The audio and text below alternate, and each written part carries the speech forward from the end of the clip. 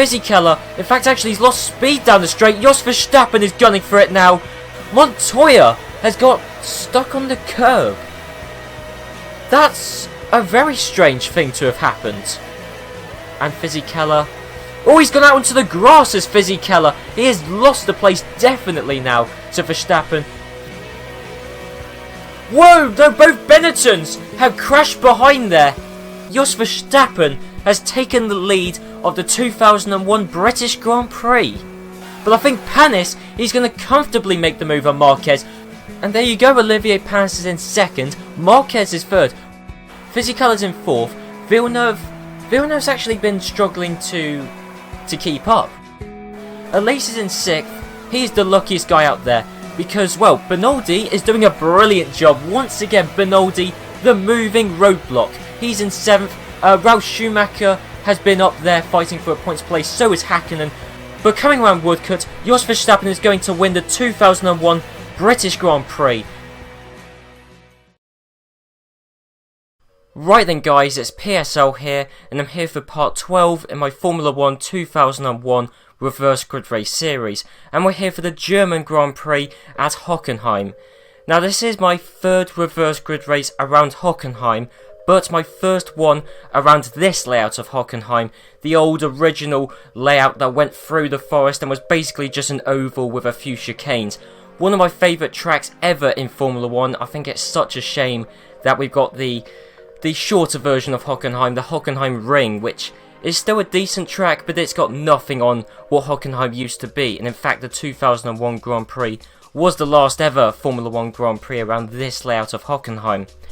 And also it is a very interesting track because much like Monza, it is pretty much entirely dependent on the engines. Well, of course not entirely, you still do need a good aerodynamic package, but much like with Monza, there's such a reliance on having a powerful engine that you kind of need it to do well. I mean, let's look at this. Qualifying, you got Tarso Marquez and Fernando Alonso. First and second for Minardi, they've got European engines, which are rebadged Ford Zetec R engines.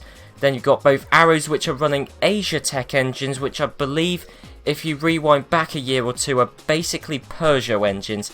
Then we've got Benetton Renault, Prost, Acer, which are using Ferrari engines. Frentzen, he's actually an interesting one, obviously using the Honda engine. But Frenzen's kind of an interesting one. He's quite far down the field. Quite surprising, really, to see a Jordan driver that far down, because normally, well, I mean, Trulli, I think Trulli's much further up. Okay, he's a few places further up. But that's because Frentzen, well, in real life it wasn't Frentzen. So, of course, when I was doing the grid, I had to reverse the driver who replaced Frentzen in real life, which was Ricardo Zonta. By this point, really, any relationship between Frentzen and Jordan and Honda really had broken down completely. So Frentzen had left the team, Ricardo Zonta came in and didn't do as good of a job. But yeah, I mean, that's just to, you know, alleviate any kind of confusion there. But I mean, there is confusion all over the place. I mean, Gaston Mazzucane's in 7th. But for the past few Grand Prix, it hasn't been Mazzucane's qualifying position I've been reversing, because it hasn't been him who's been qualifying, it's been Luciano Berti, in the same way that Berti's been replaced by Pedro Della Rosa. It's quite manic, to be honest. It's actually slightly confusing, regardless of whether I integrate the real-life driver changes or not, but I still don't regret not including them in this series, because it would have been utterly untraceable, to be honest, this series. But then again, I guess that's how the 2001 season was in real life. But anyway, I'm going to stop talking and I'll let Murray Walker take you through the rest of the grid for the 2001 German Grand Prix.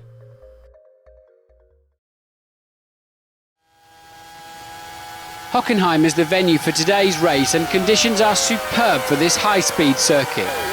We should see the very best from cars and drivers today as they reach speeds of up to 350 km per hour on this very fast German circuit.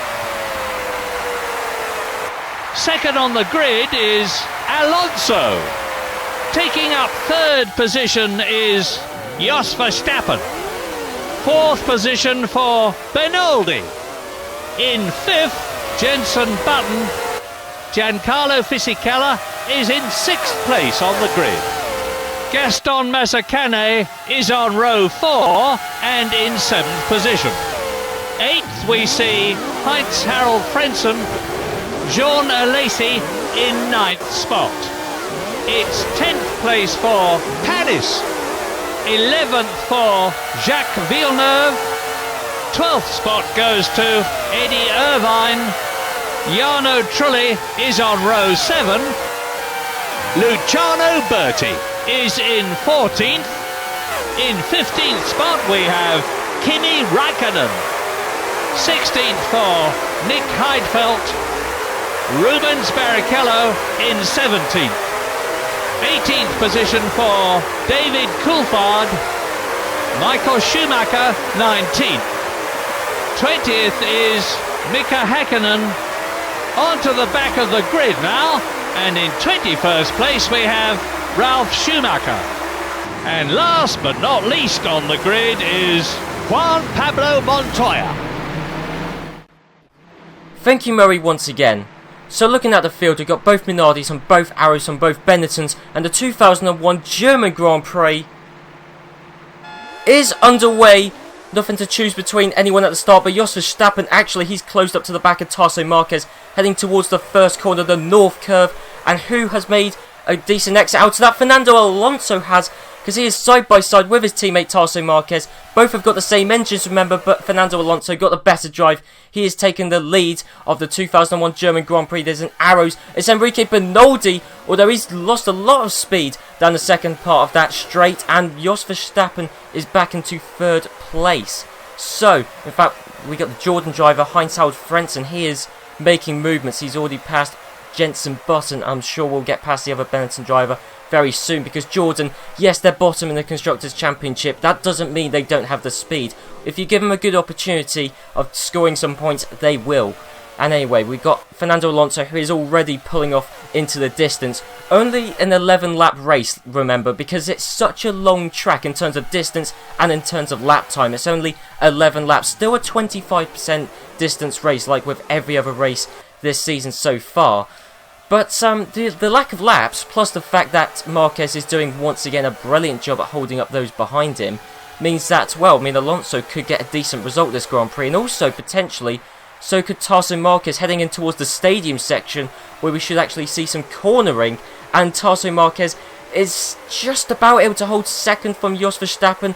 Fizzy Keller has taken fourth from Bernoldi, and coming around the final couple of corners, Jos Verstappen, he's had the inside line, heading into those two right-handers, and he has taken second place from Tarso Marquez.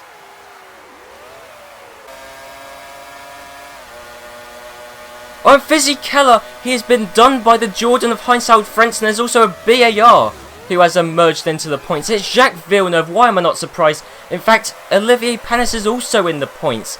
And in fact, it's all going on now, isn't it? This is bound to happen at a track like this, where it's so easy to overtake, and there's so many different teams using different engines with different power outputs.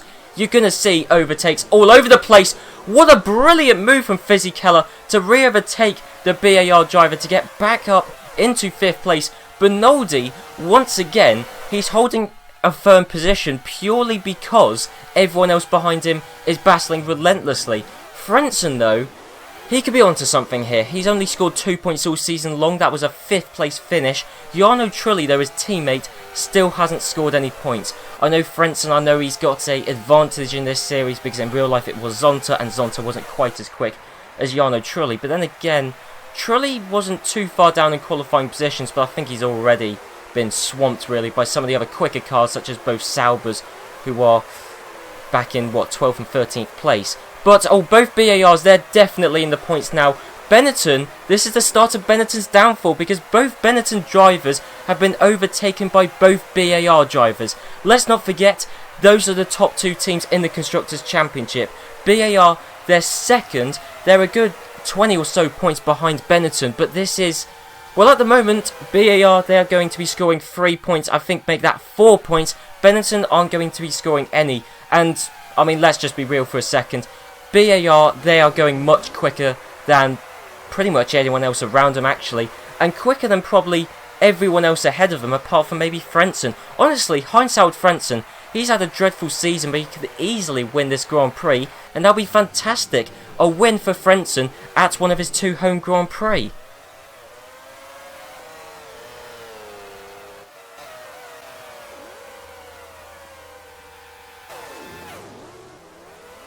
Now that was a good move from Heinz-Harald Frentzen.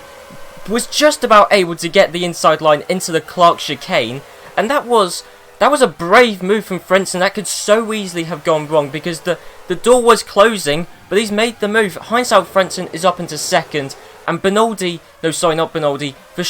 was catching up to Alonso, but I think now that Frentzen's in play directly behind Alonso, I think that's it. Alonso is going to be slipping down the order rapidly, and in fact, I think, well, he could drop down to fifth in no time. Yes, because the top 5 are all there. 6th below are a little bit further down. That is because Bernoldi's in 6th.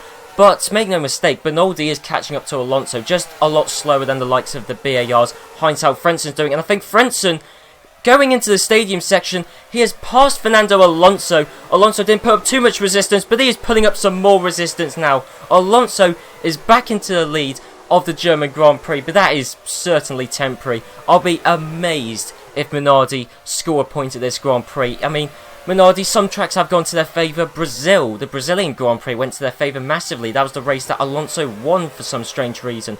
Monaco, of course, where Marquez won. These are the sort of tracks that play to Minardi's strengths. Straight line speed, not so. Not with their European engine. And that's it. Heinz-Harald Frentzen, there you go. Easy as you like, much more powerful engine with that Honda engine. And there you go. Frentzen, he's leading the 2001 German Grand Prix.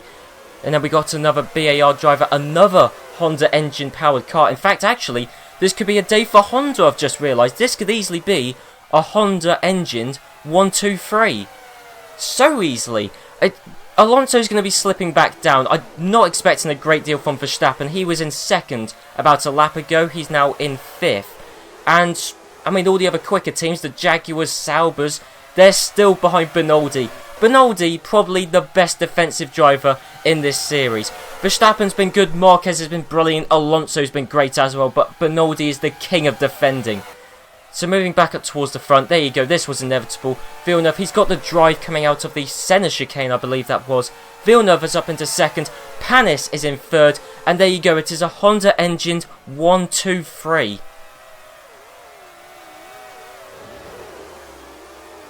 Oh my word, I was not expecting that. Fernando Alonso has just rammed Olivier Panis to take 3rd place back off of him. I stopped commentating, I thought that's it, that's the action done. I mean, Alonso, yes, maybe I should have expected him to make a move, but to make a move that stuck and in such a dirty and aggressive fashion that cost Panis not 1 but 2 positions, that I wasn't expecting.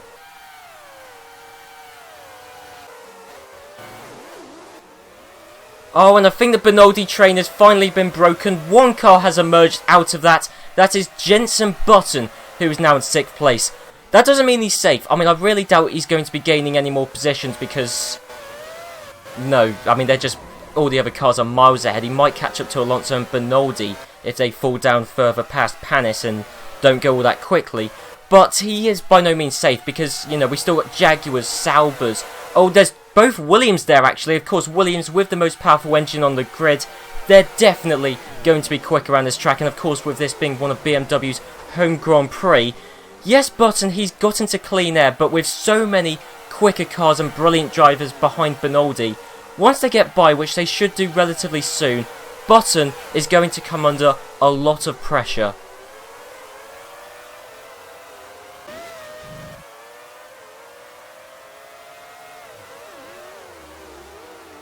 Oh, there we go, Olivier Panis. It has finally happened. And it actually happened under braking in the stadium section. I thought it would happen down one of the many straights around Hockenheim, but Panis has finally got past Alonso, so we are back into a Honda engine 1-2-3.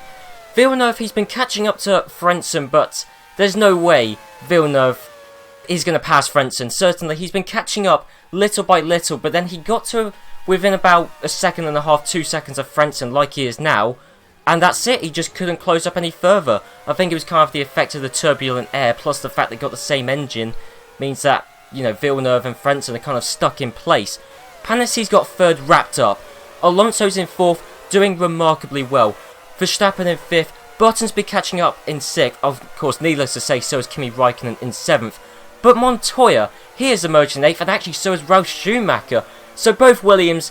Of course, this is the team I would have expected to have been right up there at this Grand Prix. Williams with BMW power, the most powerful engine on the grid, is one of BMW's home Grand Prix. Yes, you could say the same thing for Mercedes, but, you know, McLaren, Mercedes, they are nowhere. BMW Williams, though, they're doing brilliantly, as evidenced by the fact that they just got past Kimi Raikkonen.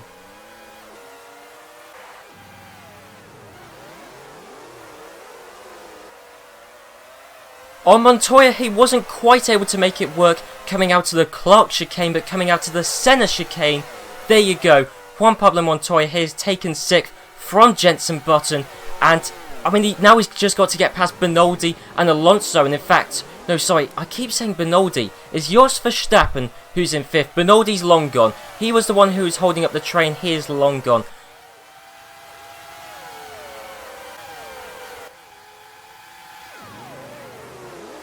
Jos Verstappen still cannot get past Fernando Alonso. But moving up towards the front, Heinz-Harald Frentzen, he's had a pretty easy day. Yes, he was the highest starting Honda engined car. Yes, he's in a Jordan, you'd expect him to be quick. But Heinz-Harald Frentzen, he's had a pretty miserable season. He's only scored 2 points. Jordan are and were at the bottom of the Constructors' Championship, but not anymore, as Heinz-Harald Frentzen has won the 2001 German Grand Prix. There you go, Villeneuve is in 2nd, Panis has taken 3rd, although, you know, quite lucky to get 3rd place come the end. Then we got Benoldi, I believe, is in 4th, Montoya took 5th, Alonso somehow finished in 6th.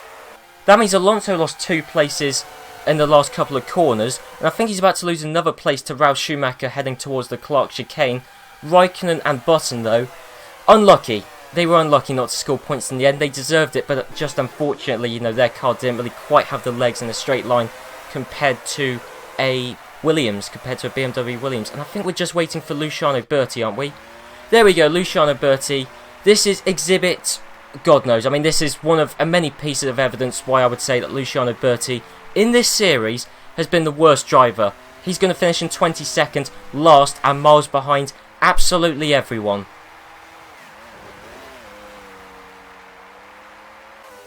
So there you have it, the 2001 German Grand Prix around the old layout of Hockenheim.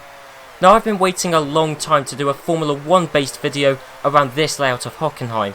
I've already done a video on this layout, but that was on R-Factor with the Formula E mod, and you don't really quite get the effect that I wanted to see from it in that video, which is massive straights and lots of overtaking due to the different power outputs of all the cars. That's why I liked this era of Formula 1. Well, it's one of the traits I liked of this era of Formula 1, and it's one of the reasons I liked this track.